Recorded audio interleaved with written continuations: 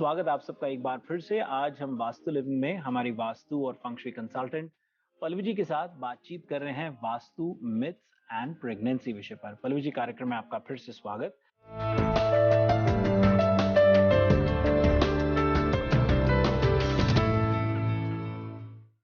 यहाँ ब्रेक से पहले जो आपने कुछ छोटे छोटे वास्तु टिप्स की बात करी, सलाह जो आप देना चाहते थे, घर का, कमरे का किस तरह का रख रखाव हो जो आपको या मैं ये कहूँ कि जो भी चाइल्डलेस कपल है उनको अपने प्रेगनेंसी गोल की और एकदम सकारात्मक पॉजिटिव तरीके से आगे बढ़ने में मदद कर सकता है, वो बताइए हमें।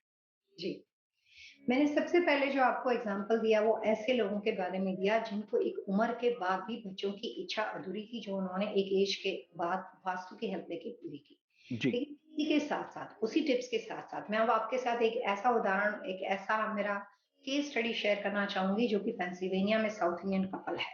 हस्बैंड वाइफ दोनों बहुत ही यंग के एज के हैं और उनकी शादी को 10 साल हो चुके थे। और उसके बाद एवरी टाइम जो भी उन्होंने अपने लिए पॉजिटिव कोशिश की थी, लेकिन सम रीजन वो अपने आप को सक्सेसफुल नहीं कर पा रहे थे।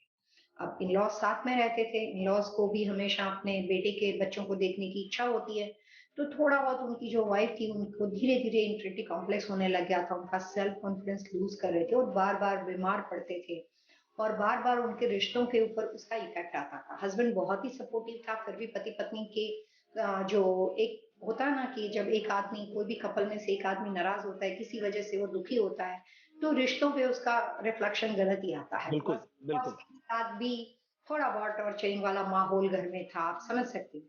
तो इस कंडीशन में उन्होंने सारी कोशिश की, उनको समहाउ लगा कि हम वास्तु करवाते हैं। तो उन्होंने डिसाइड किया और हमें यहाँ से पेंसिल्वेनिया बुलाया। हस्बैंड वाइफ बहुत अच्छे थे, आईटी में थे और उन्होंने मेरे को बताया कि हम लोग जॉइंट फैमिली में साथ में रहते हैं, तो consultation needs to be privacy, क्योंकि हम ये आपके साथ बातें शेयर कर रहे हैं और हमारे पास सब कुछ है। बहुत अच्छा घर है, वी आर हाइली एजुकेटेड, पैसे हैं, सब कुछ, बट यही एक चीज़ है। आप हमें बताओ कि हमारी लाइफ में हमारा ये ड्रीम पूरा हो सकता है कि नहीं हो सकता है? अगेन दोबारा एज़ अ वास्तु कंसल्टेंट मैंने अपनी ओर से यही देखा कि आई एम सरप्राइज़ कि इनके बच्चे अभी तक नहीं है, लेकिन कोई प्रॉब्लम नहीं, आराम से हो सकते और यही घर हमें सपोर्ट करता है। जबकि वो परिवार तो ऐसा था कि घर बदलने को भी रेडी था, कि काफ़ी सारे लोग बोलते हैं कि घर बदलोगे तो आप अपना जो इच्छा है वो पूरी कर सकते हो। लेकिन फिर मैंने देखा कि ये घर में हमें कोई प्रॉब्लम नहीं। जो पेंसिल्वेनिया साइड है उनको घर का सिचुएशन पता होगा कि लॉट काफ़ी बड़े-बड़े कुछ एरिया में होते हैं। स्लोप ऊपर-नीचे वहाँ पे होता है, बहुत डिफरेंट तरह के। उनका भी काफ़ी बड़ा घर था। 1 एकड़ से ज़्यादा बड़ा उनका लॉट था। कंस्ट्रक्शन साइट जो थी वो ऑल द वे एंड, पूरा जो स्ट्रेट एंडिंग होती है वहाँ पे पड़ती थी। तो वो एक बात उनके दिमाग में बैठी थी कि हम लोग डेड एंड पे रहते हैं, कहीं ऐसा ना हो कि इसकी वजह से हमें प्रॉब्लम्स होती है। तो एज़ अ कंसल्टेंट जब हमने देखा और हमें लगा कि ये चीज़ आसानी से फिक्स हो सकती है, क्योंकि 1 एकड़ का लॉट है, वो डेड एंड पे है। हमने मेन एंट्रेंस डोर, लॉट की एंट्री को छोड़ के एक दूसरा गेट बनाया, जो कि डेड एंड को काट देता था। डेड एंड वाले गेट, जो मेन गेट था, उसको रहने दिया और उस लॉट के आगे हमने सिर्फ हैच हैच जो कि लैंडस्केपिंग के थ्रू होती है, उसकी हेल्प लेके हमने उस डेड एंड की पहले तो रेमेडी कर दी। उसके बाद घर में जो पति-पत्नी के लिए उनकी दिशा के हिसाब से सही रूम था, वो रूम का सजेशन किया। जब कभी प्रेगनेंसी और वास्तु के बारे में कंसल्टेशन किया जाता है, इतने सालों से मेरी प्रैक्टिस में मैंने कुछ वास्तु की टिप्स हर एक के लिए अप्लाई किए, चाहे किसी भी उम्र का कपल मुझे क्यों ना मिला। जी। नंबर 1, रूम की direction and position according to family, जो कपल है उसके हिसाब से। Number 2, colours combination. Colours combination इस केस में बहुत जबरदस्त इफेक्टिव होते हैं। तो पति पत्नी की बेडशीट से लेकर, कुशन से लेकर, कर्टन से लेकर, जिस कमरे को इस्तेमाल करते हो उसमें जितना भी इंटीरियर होता है और बेडशीट, कर्टन, वो सबको हम वन लाइन में फैब्रिक डेकोर बोलते हैं। तो उनके मास्टर बेडरूम का पूरा fabric decor, wall decor, colours, painting, वो सब चीज पे हम सबसे ज्यादा फोकस करते हैं। तो हमने वहां पे कमरे की सिलेक्शन के बाद उनको कुछ कलर सजेशन किए। यहाँ पे मैं आपके साथ ये बात बताना चाहूंगी कि मैंने इतने सालों में प्रेगनेंसी और उससे रिलेटेड परेशानी में जितने भी लोगों को कंसल्टेशन दिया है, उसमें मैंने कुछ रेमेडी प्रोडक्ट्स का इस्तेमाल किया है, जिसमें वास्तु के रेमेडी प्रोडक्ट्स भी है और फंग शुई के रेमेडी प्रोडक्ट्स भी है, जो कि काफी स्ट्रॉन्ग इफेक्टिव रिजल्ट देते हैं।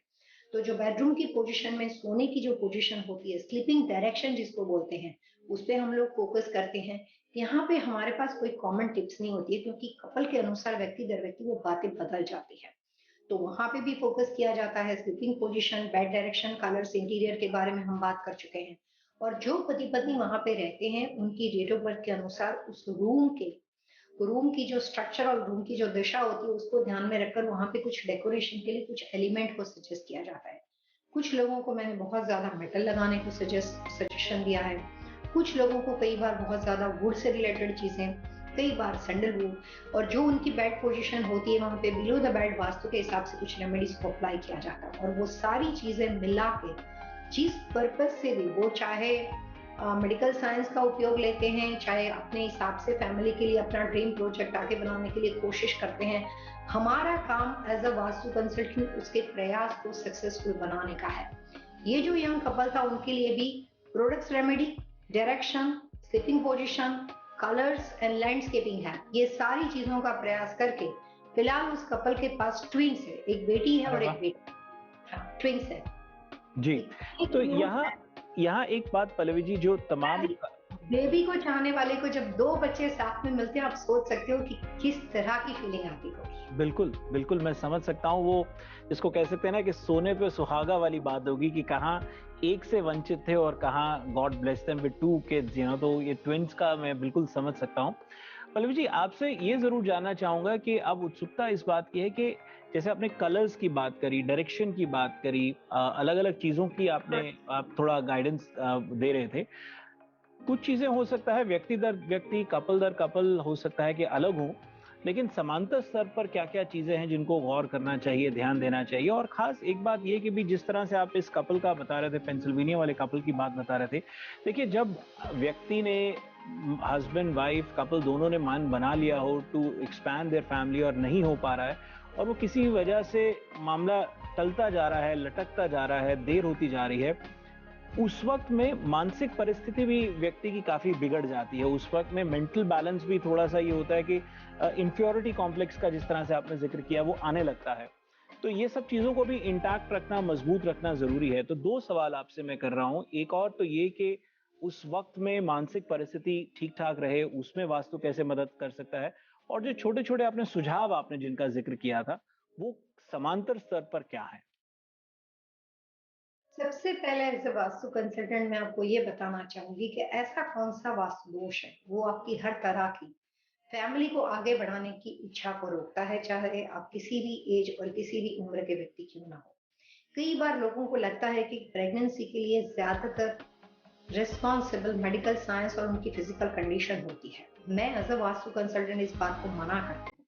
बहुत सारी चीज़ें जब आप ये कहती हो कि ईश्वर के हाथ में है, ईश्वर की देन है, तो उसमें कहीं न कहीं वास्तु का भी उतना ही गहरा रोल होता है।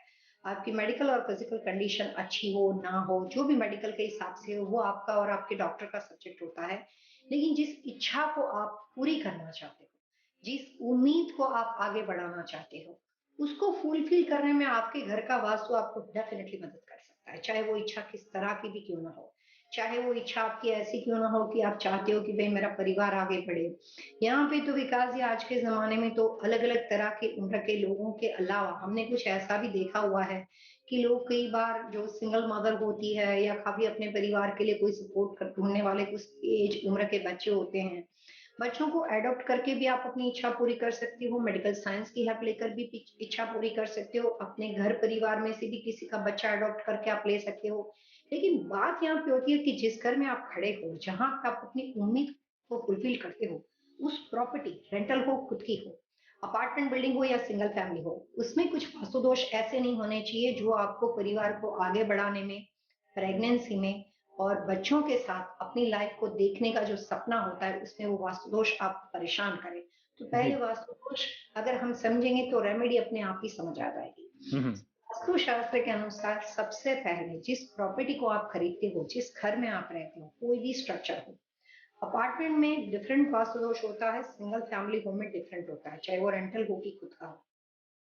तो वास्तु के हिसाब से अगर आपके घर का जो सेप्टिक टैंक सिस्टम है, सीवर लाइन होता है, ड्रेनेज आउटलेट होता है, पाउडर बाथरूम होता है, मास्टर बेडरूम का बाथरूम होता है, ये जो 3-4 चीजें होती जिसको वन लाइन में आप यही कह सकते हो कि पूरे घर का सीवेज सिस्टम, ड्रेनेज आउटलेट।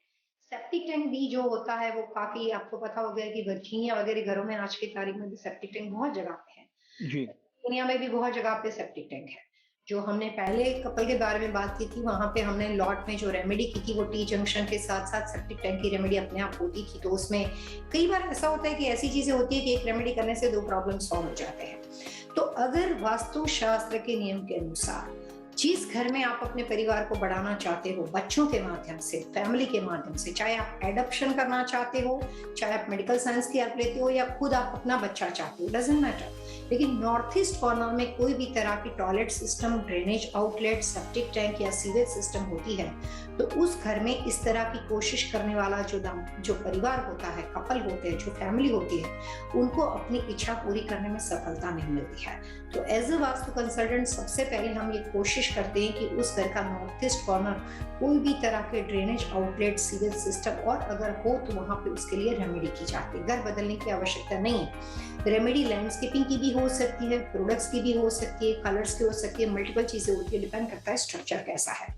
और अगर लैंडस्केपिंग की रेमेडी करनी हो तो वहां पे जो लॉट की स्पेस होती है वो ज्यादा होनी चाहिए, तब जाके आप उसको फिक्स कर सकते हो। जी। दूसरी बात, अगर आपने अपने लिए जो बेडरूम सिलेक्शन किया है वो किसी वजह से ऐसा हो जो पॉजिटिव नहीं लेकिन अनफेवरेबल डायरेक्शन में हो, हर व्यक्ति के जीवन में उसके लिए कोई ना कोई चीज हीलिंग डायरेक्शन होती है।